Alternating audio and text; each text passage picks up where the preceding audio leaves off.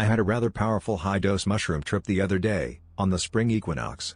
I am going to do my best to put it into words, accepting in advance the futility of the gesture. Words are simply my mind trying to impose order and reason on what was fundamentally an inexplicable experience, one beyond words.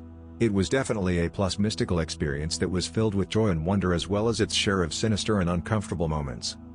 Background: I am a 26-year-old male, weighing 125 pounds and generally in good health, although I had been suffering from a recurring cold the last month or so.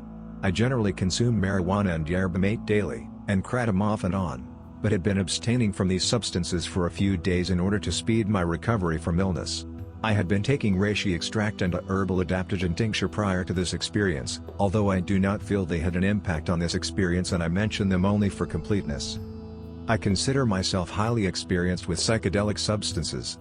I have done acid and mushrooms probably a couple hundred times each, as well as experimenting extensively with hallucinogenic offerings of the botanical world, and several of the more commonly available chemicals discussed in Pickle and Tickle. I am also no stranger to high doses. Substance and dosage. We split just shy of an ounce of mushrooms between 5 people. It was a combination of 7 grams of wild harvested Liberty caps, Psilocybe semilacenta, and 20 grams of cultured Psilocybe cubensis. I found it humorous when Alice incredulously asked, "You guys are going to do 5 grams of mushrooms?" "Well, a little more, actually," came our reply. "You want to die with us tonight?" I was happy that Alice felt comfortable enough to come on the journey with us, even though she had never done more than an eighth of shrooms before. The girls seemed to think the guys took bigger sips of the brew than them, so I would peg the amount of mushrooms I ingested between 5.5 and 6 grams. Preparation. The mushrooms were powdered in a coffee grinder, mixed with cacao powder and honey, Aztec styles, to make a thick paste, and this paste was then stirred into hot, but not boiling, mint tea to create a liter of potent mushroom hot chocolate. Setting. We had gone to visit some good friends deep in the mountains. They have been renting the most epic house, Naya Mansion, for the winter months. It is a retreat center during the summer, but for the winter months it is closed and the guy who owns it wanted to rent it out to some good peeps to look after the place and keep the vibes high.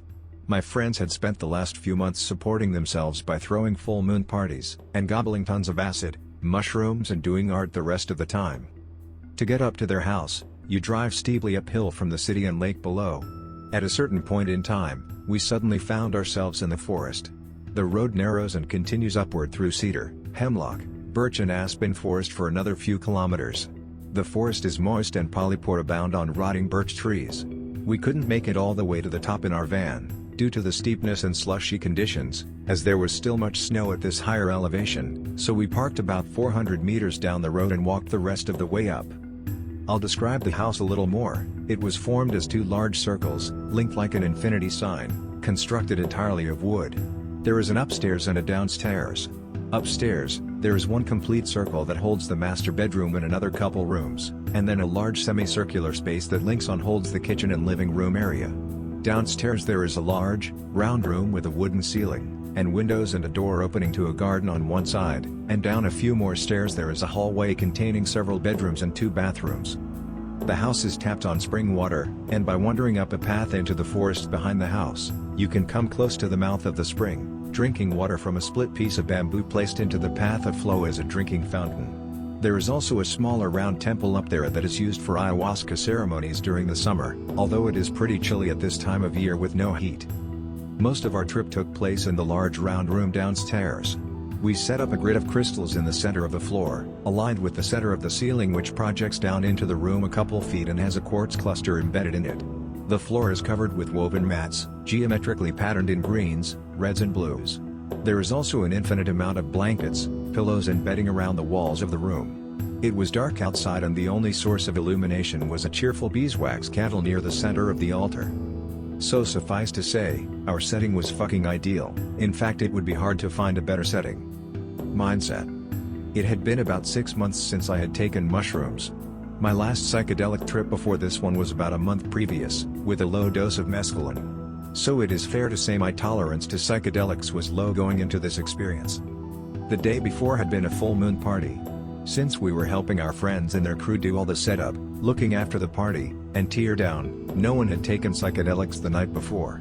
Now, it was time for us to journey and celebrate the spring equinox which was today.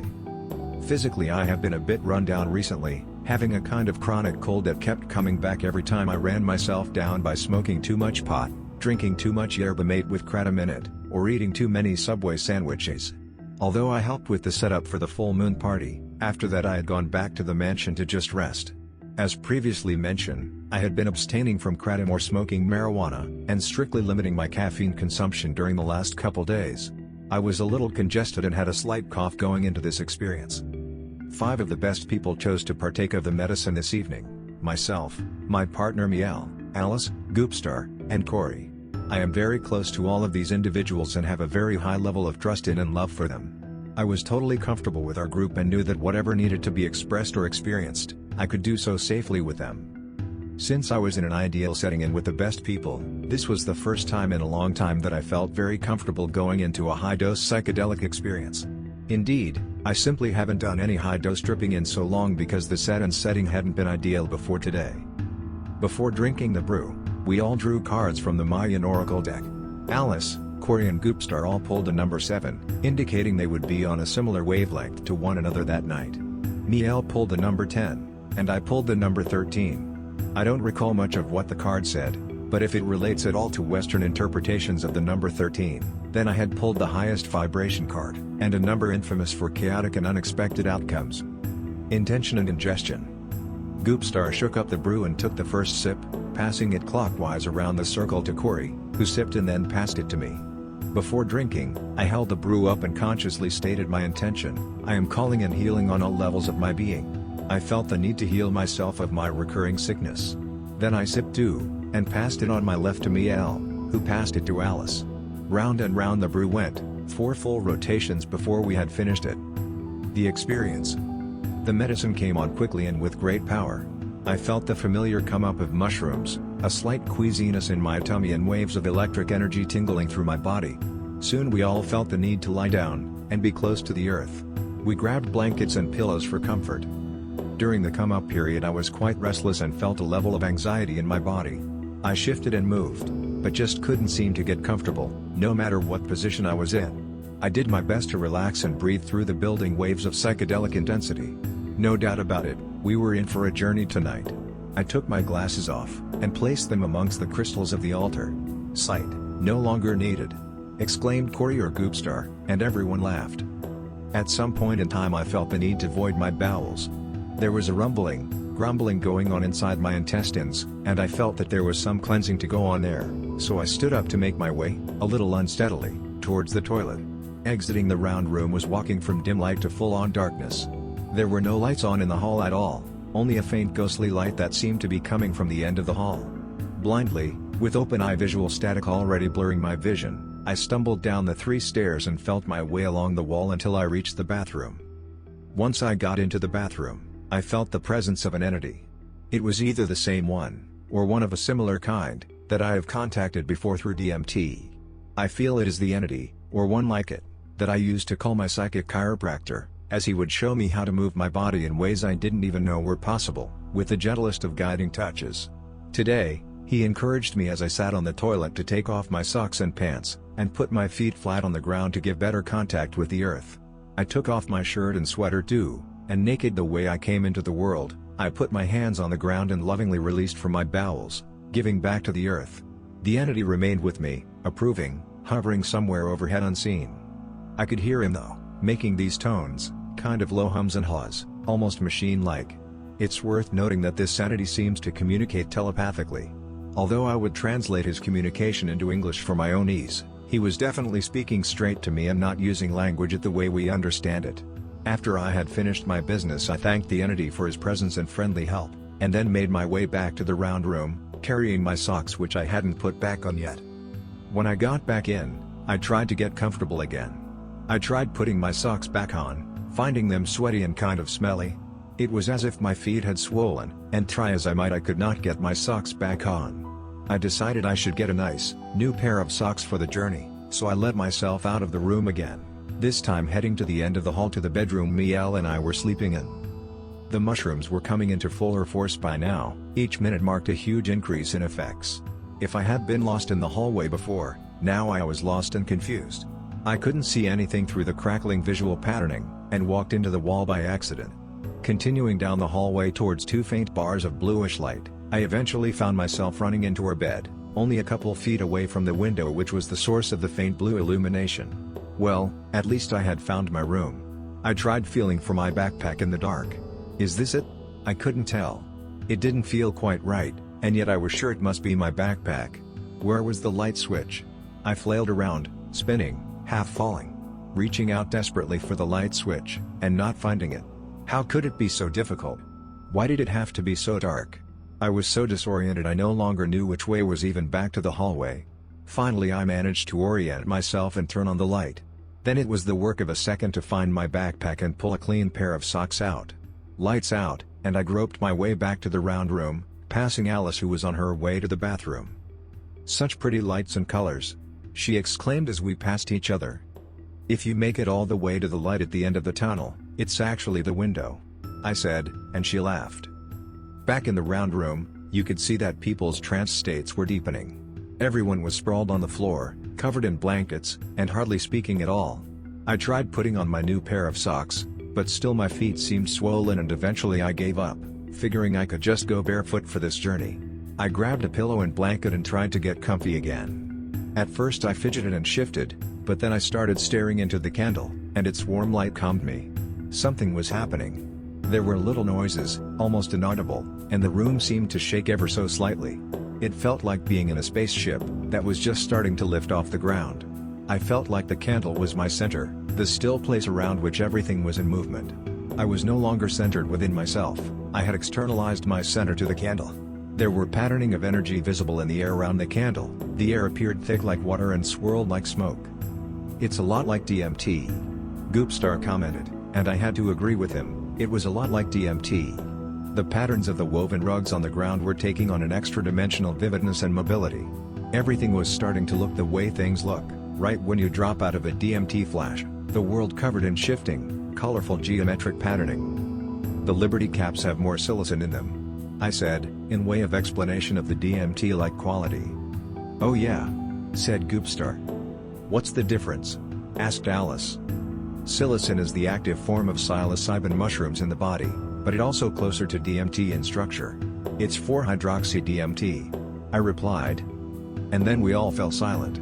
The only noise was when Alice would make little noises, like a small animal being repeatedly startled, or like the sounds a woman makes when being sweetly penetrated by her lover. The humming, twirling motion came back. I was tripping hard. For some reason I was thinking a lot about our van, and recalling when we had last taken it in for an oil change. There was a very pushy mechanic who pretty much told us every fluid in the vehicle needed to be sucked out and changed, and that of course they had all the machines here to do just that, if we were willing to cough up the $1,000 or so it would have taken to fix everything he thought was wrong. I was tripping about how he had been a bit of a dick, but all in all he was a human being and just as worthy of my acceptance and forgiveness as anyone else. And I thought that, perhaps, I might take the van into some other place someday and ask them to suck out and replace the mysterious faded pink fluid that I remembered vividly from back then. I felt it would be worth kicking in a couple $100 to keep the van in good running condition. After all, it has nearly 400,000 kilometers on it, and is still running awesome. Strangely mundane thoughts for a mushroom trip. Someone was shifting around in their blankets, making crinkly fabric noises that sounded very distorted right now. All of a sudden, there was a loud bump and people erupted in laughter. I was swimming around with these snakes in a dream, then I fell and landed back in my body. Exclaimed Goopstar. More giggling. Goopstar talked excitedly about how he had been surrounded by all these snakes, in his vision. "P.S. The ceiling is really trippy," said Corey. I found this noisy interruption and talking threw me out of my calm tripping space. Suddenly I was all anxious and fidgety again, having difficulty finding a comfortable way to lay. I tried laying on my back, but found it disconcerting looking up at the ceiling. I really wanted to stay where I could watch the candle, as I found it very comforting and grounding for me. So I lay back on my side, and eventually was able to calm down and start tripping nicely again. Just then, when I was feeling good and thinking the candle would be my safety net, my anchor point for the night, Goopstar leaned over suddenly and blew out the candle. The room plunged into darkness. All I could see was a tiny little orange glow from the tip of the wick, which went out after a few seconds. For a moment, I was lost again. The candle had been my center, my anchor point, and Goopstar had just snuffed it out. What was I going to do now? I thought. I realized this was to be the long, dark night of the soul. Like the moon card from the Thoth deck. Only by passing through the darkness, can new life arise. In the dark, it is easy to stumble or be led astray, and the jackals that guard the gates are eager to fall upon those who have lost their way. But I soon found the darkness comfortable enough. It was so dim I could barely see the other people in the room, but it lent a womb-like comfort and intimate feeling. Terence McKenna was right. 5 dry grams, under conditions of silent darkness. And we were all totally silent now, silent for a long time. Wow. That's the only word that describes it accurately. Just, wow. Up until here, the experience has been reasonably easy to describe. But now I am getting to the real deep part of the trip, the part that defies any attempt to put it into words that accurately describe to others what I was experiencing. All I can possibly convey is a pale ghost of my thoughts and feelings. Also, after this point my memory of the trip becomes a bit fragmented. A sure sign of going a little too far out, that recollection of the experience, the ability to bring it back and integrate it with a sober mind state, becomes difficult. At some point there was a loud thump. On the roof above us, presumably someone upstairs dropping something on the floor. There were 3 other people in the house who were not journeying with us tonight. This noise broke out silent reverie, and cackling laughter rang through the room. "I feel like we are all having a nap together," said Alice. "Nap time," I said. I used to love nap time in daycare. Nap time was always the best time. But I don't know if I feel fully awake yet. "No?"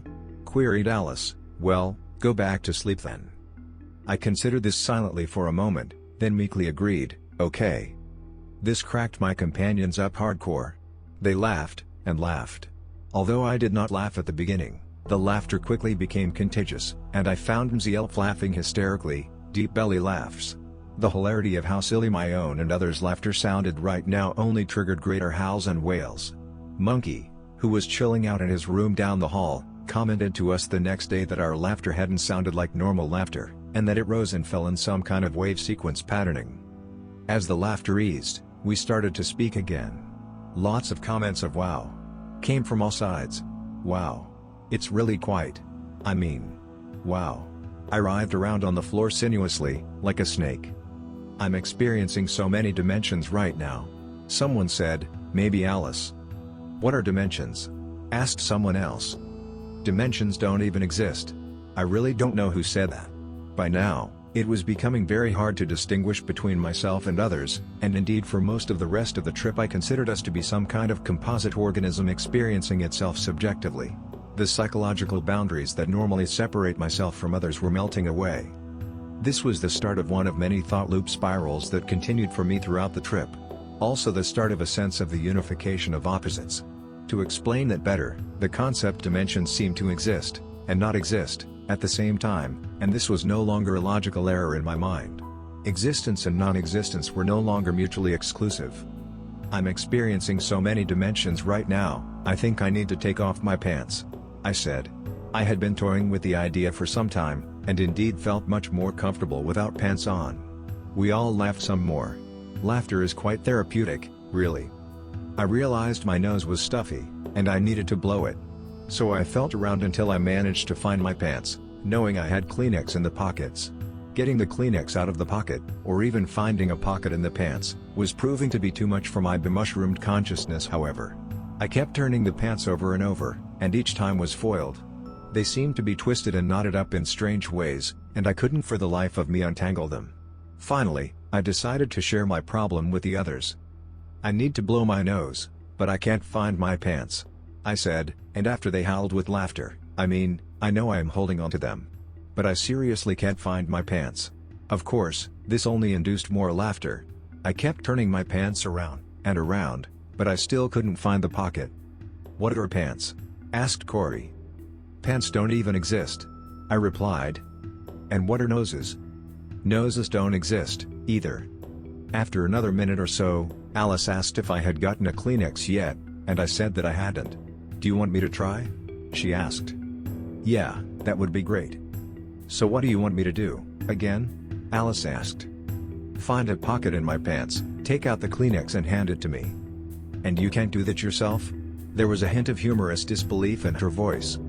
No. I can give you my pants, that's it." I said, and passed them over to her dim silhouette. After working on my pants for a while, Alice started saying, "Wow, this is really quite challenging. I never imagined it could be so. I mean, they're all twisted up."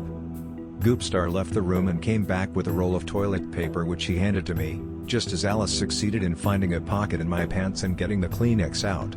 Suddenly, I was showered with material to blow my nose with. Toilet paper, and Kleenex. I blew my nose into the toilet paper, but found it rather rough. "Alice, you still have the Kleenex?" "Yeah, what about it? Will you give it to me still?" "But don't you have toilet paper?"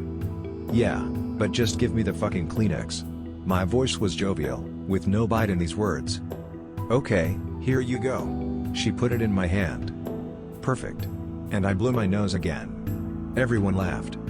At a certain point Corey asked if anyone else felt like they had a tail. Yeah, actually, I can resonate with that," I said. Miel and Goopstar agreed that they too could feel their tail.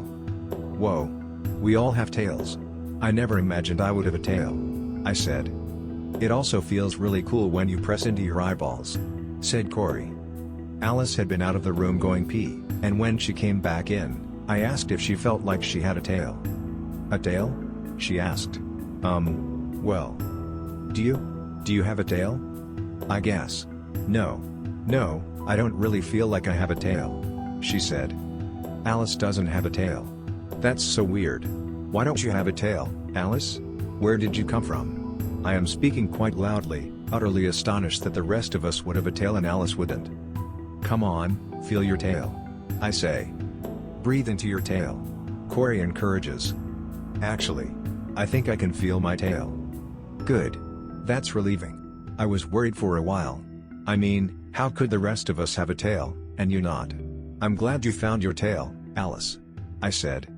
It is worth saying that sometimes during this trip I felt a very strong group unity, and other times I felt an equally strong sense of separation. When I was coming up, I had felt that because I drew the number 13, I was separated from the others, especially the 3 who had all drawn the number 7. At other times, I felt an incredible unity, to the point that there was really no separation between any of us. My sense of group unity was reassured that Alice had found her tail, as this seemed to me to preserve our cohesiveness. "Yeah. We're the tail people. We all have tails here. And if you don't have a tail, I don't know where you came from," I said excitedly, waving my hands around. "I feel like I'm getting inside of Hypersphere's head right now," Alice said. "Now, what does it feel like to press into your eyeballs?" I ask, moving on to the next obvious topic. "To press into my eyeballs?" Alice sounded confused. "Just do it. Just press into your eyeballs. Are you pressing into your fucking eyeballs yet?" I commanded. "Yes." "Tell us what it feels like." "It feels, well, kind of squishy. My hands are still moist." "Squishy? Your hands are moist?" "Yes, I was in the bathroom, and I was running my hands through the water, because it felt neat." At this point, Goopstar ran outside and came back in, handing me something. "What's this?" "Snow. Snow's awesome." I felt a strong desire to eat some of the snow. It had a crunchy texture and was cooling in my mouth. "Does anyone else want to eat the snow?" Goopstar told me after the trip that him handing me the snow was an attempt to get me out of my mind, to stop me from analyzing everything and get me to focus on some physical sensation instead. No one wanted to eat the snow. Come on, guys, I know you want to eat the snow. Because it's water, and it's melting because that's what water is. It's beautiful and we love water. Water loves us. But water doesn't even exist. By now I was really diving deep into a space that, upon sober reflection after the experience, was rather delusional. I was totally convinced that before the trip ended, everyone would have to eat the snow. Otherwise our group unity would be shattered. I knew with absolute certainty they would all eat the snow eventually. Come on guys, hurry up and eat the fucking snow.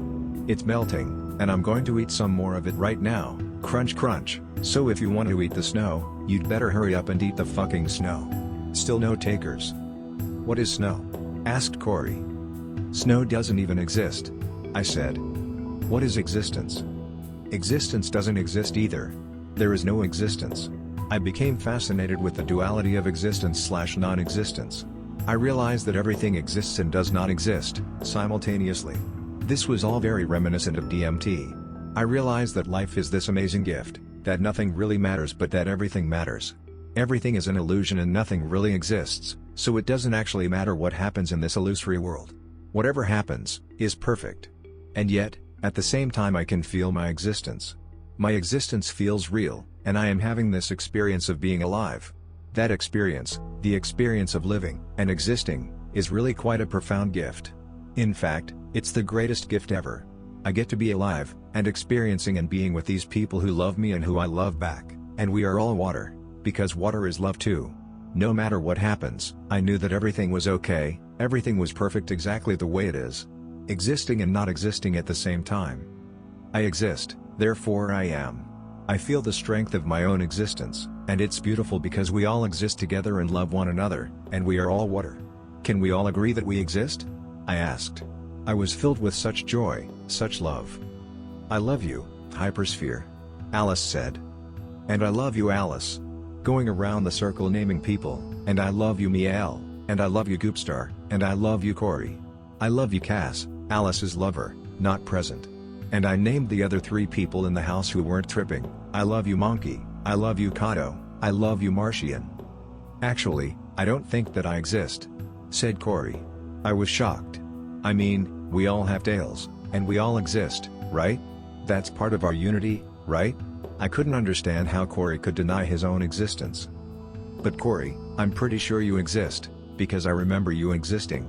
You exist, Corey, you can't escape it. And I know that eventually you will come down, and be forced to recognize that you exist. No, I'm pretty sure I don't exist, he insisted. You can't escape, Corey. Alice has a tail, and you exist. That's just the way things are. I was shouting these words. But Hypersphere, Alice said, and brought my attention back to the fact there were 3 other people in the house, who might be trying to sleep and my shouting might be disturbing them. Thanks, for bringing me back to awareness of the others in this house. Thank you all, for existing, and not existing with me, and having this experience. I mean, it's really quite profound, don't you think? But as we exist and not exist simultaneously, we can do so very quietly. In fact, we can be totally silent if we want. I finished on a whisper. Then I remembered, you guys, the snow's still melting. It's somewhere around here on the ground, here it is. It's still melting, because it's water, and it's beautiful. And I'm going to eat some more of it, so if you want to eat the snow, you'd better get on it. At this point I started having the really interesting delusion that the force of our experience was so powerful, that it was locking other people into our trip. I became convinced that the other 3 people in the house, Monkey, Kato, and Martian, were all experiencing the exact same thing as I was. I imagined them, shocked at first to find themselves tripping balls without having taken any drugs at all. I imagined them all lying down in silent darkness to witness our journey. I thought that the other trippers in the room with me were likewise experiencing the same thing as me, having the exact same revelations within themselves. I was convinced I was having the experience. The ultimate psychedelic trip, the trip to end all trips. I thought that when I came down, I would be able to write this trip down in such a way, that anyone who read it would literally be able to get inside my head, to relive this experience exactly and in its entirety. I thought that they would not only be able to experience it from my point of view, but simultaneously from the points of view of everyone who had ingested the mushrooms tonight. Wow. The experience. I never thought I'd have the experience. I thought of writing it down, and warning people to set themselves up to be completely undisturbed and near a comfortable bed for 5 hours, before reading my report. I thought they would all get high as they read it, and have the exact same experience, without needing to do any drugs. And that was really cool to me, that people could have this experience without needing to do drugs. I thought it would spark in them the realization that they, too, exist and do not exist simultaneously, and that life is an extraordinary gift. The best gift of all actually, because it means we get to experience being alive, being in love, being all together in water and in unity, even if it's all illusion. I thought I could write it down, and then give it to my tripping companions to edit before posting, and everything would be perfect. My memory recall would be flawless, I'd get 3 stars from Erowid, and I'd give props to all my buddies on the Lyceum. I planned on posting this as widely across the internet as possible, so that as many people as possible could have this experience and the insights I was having. It made me realize there is no need for fear, ever, because after all it's only an experience. Whatever happens, it's ultimately okay. I thought it wouldn't matter if I used our real names in the report or not, since there was no need for fear, there was no need to hide, either. I thought I could tell my parents about the experience, and get them to read it and relive it through my senses, warning them in advance of course about the heavy nature of the trip. A lot of this I said out loud at points, but fragmented, scattered. In retrospect, I don't think the others were actually on the same page as me, and in many ways were simply humoring my ranting and raving. But at the time, it seemed to me we were all on the same page, all in agreement, all having the experience together. Corey asked if it really mattered to communicate the experience to others. At first I said it didn't really matter, but then came back to the conviction that indeed it did matter. If this experience could make people realize the divine gift we call existence, simply being alive and experiencing, then I thought it would do the world a lot of good. Maybe some people wouldn't be ready to have this kind of experience, but for those who are ready, it would give a profound sense of gratitude simply for being. Faith that there is no need to fear, and everything is okay. Oh yeah, the snow's still melting, guys. I know you want to eat the snow. I think what was going on here, with my insistence that everyone had to eat the snow, was a feeling of inevitability. I was certain that they really had to eat the snow, or the trip would never end. The trip couldn't end until they ate the snow. I was making a similar mistake as Kierkegaard makes, when he conceives of God as a being perfect in all ways, including existence. Therefore God exists. The mistake I was making was confusing existence in thought with that thing actually happening in reality. Simply thinking about something is not the same as that thing actually happening, but with such logic circuits blown or rerouted, I recurrently experienced thoughts that I felt must inevitably happen simply because I had thought of them. Now my memory becomes even more fuzzy. The trip had been slipping sideways on me for a while now, entering really mystical plus territory, but now I was drawing close to the darker parts of the trip. Hey Hypersphere, you want to have a bath? Goopstar asked. A bath? Sure, that would be great.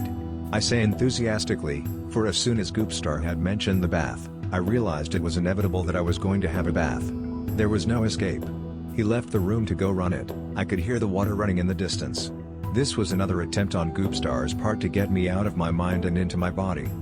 I had a thought of making love with Miel right now, in the presence of all these people, because that didn't even matter anymore. It was simply beautiful, just love. I told her I was going to make love to her now. She said okay, but in a quiet, slightly scared voice. I kissed her breast, and then bit her, sucking her flesh into my mouth. But then I realized that the bath was still running. Actually, I realized I'm not going to make love with you right now, because Goopstar is still running my bath. Miel would have to wait until later, though again I felt it was inevitable. I would have my bath, and make love with Miel, and everyone would have to eat the snow, and Corey would have to decide he existed, before the trip ended. Corey or Goopstar noted that the altar was looking disharmonious and in need of being rearranged. Where are my glasses? I asked, as I put my hand down, squashing them. I'm really calling in nothing happening to my glasses, that they remain safe here. Although, I realized that glasses didn't actually exist, and that ultimately whatever happened to them, didn't really matter. They were indestructible in their existence/non-existence. I took off my shirt and sweater, and now fully naked, since my pants and socks had been off for a while, made my way to the bathroom. My mind was still rushing with the implications of this breakthrough state of consciousness, as I slipped into the warm waters. I felt almost like I needed to puke, and I mentioned this. Miel suggested I just puke in the bathtub, and we would wash it all down. Alice suggested I just puke over the side of the tub. I insisted I would rather puke in the toilet, like any sane individual would. I got up, thinking I was going to puke, but the sensation went away. Again, I felt the inevitability. I would have to puke, and finish my bath, and make love to Miel, and everyone else would have to eat the snow, and Corey would have to acknowledge his existence, before the trip could end. I laid back down in the bath, happy that for the moment at least, I didn't have to puke. The experience, Alice. I never thought I'd have the experience. And the really cool thing about this experience, is anybody can have this experience, and they don't even need to do drugs. She smiled, and nodded at me encouragingly. As I lay in the waters, Goopstar came and played the didgeridoo over my body. I submersed myself almost all the way, hearing the tones come through the water. Again I was flushed with the knowledge that whatever happened, it was perfect. I thought to myself, that even if I turned over and drowned myself in the bathtub right now, that would be perfect. I too, was indestructible in my existence/non-existence. My friends were about to leave the bathroom, when I started to roll over and enthusiastically asked, "Hey guys, you want to watch me drown myself in the bathtub?" Their reactions of shock were almost comical, though I could distantly empathize with their feelings. "Hypersphere, sweetie, are you okay?" Alice was by my side immediately, and placing her hand over my heart, she said, "Can you feel your heart beating right now?" I felt my heart beating. Yes, I can feel it." Goopstar pulled the plug and let out most of the water. Now, this begs the question. Would I really have drowned myself in the bathtub? I don't think so. Having the thought of drowning myself in the bathtub and actually doing it are two very different things. Although I thought I might just stay underwater until dead, feeling my soul separate from my body, I don't think I could have actually gone through with it. I feel I was very well looked after, by forces both seen and unseen, during this trip, and that I was simply undergoing a symbolic death/rebirth experience. I think had I actually stuck my head underwater, that some more primitive survival circuitry would have taken over and moved me out of the water. And my friends certainly wouldn't let me drown either. "Can I kiss you, Alice?" I now asked, just loving her so much. "No, Hypersphere, I'm not feeling kissing right now," she said, looking away and down. "That's fine. In fact, it's perfect. It's perfect just laying here with your hand on my heart. This is the coolest trip ever," I said. "Are you cold?" she asked. "No, I'm pretty good. Actually, I do feel a little cold. There's a draft coming through the door." I decided I was complete with my bath, and got out to towel off before going back to the round room. When I got there, I realized the snow was still melting and reminded Corey and Goopstar they still had to eat it. Miel had gone to have some woman time with Alice, they stayed in the bathroom. Instead of eating the snow, Goopstar took the remaining chunk and threw it back outside. This was quite a revelation for me. My mind was beginning to integrate a little, starting the descent back into ordinary consciousness. I realized that no one had to eat the snow the whole time. The sense of the inevitability of events began to shatter. I realized that I probably wasn't going to make love to Miel before the trip ended, either. This had been a very powerful experience, and after my comments about drowning myself in the bathtub, I figured there would be a need for some integration and processing. Then I realized I still had to puke. Soon after, I had an oh shit moment of realizing I still had to drown myself in the bathtub. I told Corey to rearrange the altar for my funeral. A moment later, my mind straightened itself out a bit. Fear came back into me. I didn't want to die. "Actually, I'm going to choose not to drown myself in the bathtub." "That's a smart idea," agreed Corey. "I would be sad to lose a good friend, and it would be very traumatizing, especially in this state of consciousness." "I'm going to choose not to puke, either," I said, with relief. "Well, you can puke if you want to," Corey said. "It can be a very cleansing experience, and you usually get really high afterwards." "Totally. But the puking itself isn't that pleasant." "No, it sure isn't." I excused myself to go down the hall, and reassure Miel and Alice that I wasn't going to drown myself in the bathtub. They took the news in stride. "You happy?" I asked. "Of course you're happy. I'm going to go out of the bathroom now, though, it's a little weird for me." "Yeah," said Alice, "total whim and space right now, hey?" It seemed they were on a totally different wavelength than me. I left, and even before reaching the round room heard them talking and giggling contentedly. By now, I felt I was really coming back into a grounded state of consciousness. The bizarre delusions I had experienced during the peak experience had lost their sense of meaning and inevitability. I found myself now feeling kind of scared and anxious. I was scared at the possibility I could actually have drowned myself in the bathtub. I was scared that I had gone so far out that drowning myself in the bathtub seemed like a great idea. I crouched on the floor in child's pose and sobbed a little bit. I felt so much shame in myself and my actions this evening. I felt I had become a danger to myself, and that is the surest sign of going too far, if I become a danger to myself or others. I felt ashamed of my ranting and raving all night. I am normally a very quiet tripper, ashamed that everyone else just had to listen to me rant. Ashamed of potentially disturbing other members of the household. I felt I had gone a little crazy this evening, and it's never an easy feeling when you come face to face with the potential of your own insanity. Corey told me an old aphorism of life being a well. Sorrow is the shovel that digs the well, and happiness is the water that fills it. Given this, would you really want a shallow well? This resonated with me, that sorrow and joy are really opposite sides of the same coin, and that the greater our ability to experience one dimension, the greater also our ability to experience the other. We talked a little about how sometimes psychiatrist drugs just level us out, taking away the sorrowful lows but taking away the blissful peaks also. I have said before, and I will say again, I would rather live a life of peaks and valleys than an existence flattened out. I became very silent and internal for a while, beating myself up and feeling a little dead inside. The wondrous realizations of life being an amazing gift we should be grateful for, I questioned too, by association of having them along with my delusional thoughts. I was now feeling very alone. Before, I felt like everyone was on the same page as me, but now I felt that there was nobody who truly understood me. I felt the need for some feminine comfort, and went to search for Miel and Alice, finding them cuddling naked up in Goopstar's room, called the aquarium due to its blue-washed walls and the dolphin painted on the wall. I climbed into bed with them, still feeling a little dead inside and anxious, just to cuddle. Corey and Goopstar came up after a while. They went outside to burn this old mask of Corey's, the head of a jackal, guardians of the gates to the underworld. This symbolically completed their own death phases of the trip. They came back in, talking about how they wanted to kill a rabbit, and asking Alice if they brought in a fresh rabbit, would she eat the liver? Go. She said, go men, and kill a rabbit. Where is he? Out in the forest, replied Corey. We were all tired, and went to bed instead. Sleep mercifully covered me, and I remember no dreams. In the light of morning, the trip no longer seemed so scary. Clearly death had been a recurrent theme. We had invoked dying right from the start, and everyone commented on the death/rebirth quality to their individual trips. I realized how ultimately foolish it was to think I could try and convey this experience in a way that anyone else could get inside my head. All I have are these words, so there you go. I hope you have enjoyed this pale ghost of my experience.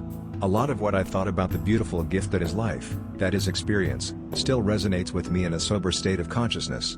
That's the main thing I brought back from this trip.